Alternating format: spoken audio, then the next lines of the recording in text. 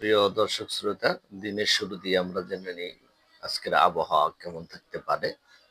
আহ সকাল ৭টা থেকে পরবর্তী ৬ ঘন্টায় ঢাকা ও পার্শ্ববর্তী এলাকার আবহাওয়ার পূর্বাভাসে বলা হয়েছে যে আংশিক মেঘলা থাকলেও তেমন কোনো বৃষ্টিপাতের সম্ভাবনা নেই। প্রধানত শুষ্ক থাকবে আবহাওয়া। ঢাকার দক্ষিণ দক্ষিণ পশ্চিম দিক থেকে ঘন্টায় ১০ থেকে ১৫ কিলোমিটার বেগে বাতাস প্রবাহিত হতে পারে এবং দিনের তাপমাত্রা সামান্য বৃদ্ধি পেতে পারে। ঢাকা রাজধানীর এই ধরনের তাপমাত্রার ব্যাপারে বলা হয়েছে। আর গতকালের সর্বোচ্চ তাপমাত্রা ছিল আহ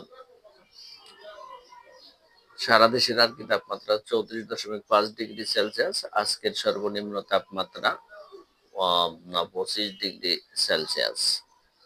আর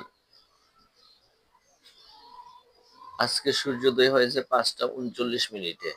গত ২৪ ঘন্টায় দেশে কোনো বৃষ্টিপাত হয়নি। এটা আমরা লক্ষ্য করছি। এছাড়াও আমরা লক্ষ্য করেছি যে গত বৃহস্পতিবারের তুলনায় দেশের তাপমাত্রা প্রায় ৮.৫ ডিগ্রি সেলসিয়াস তাপমাত্রা বেড়েছে রাজধানী ঢাকার। আর সেই সঙ্গে সারা দেশের তাপমাত্রা বেড়েছে। আগামী কয়েকদিন বৃষ্টিপাতের কোনো সম্ভাবনা নেই।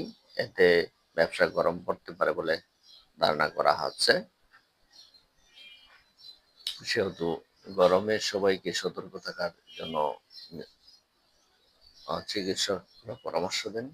বিশেষ করে শিশু এবং বৃদ্ধ নারী পুরুষদেরকে সতর্কতার অবলম্বনের পরামর্শ দিয়ে থাকেন। সবাইকে ধন্যবাদ।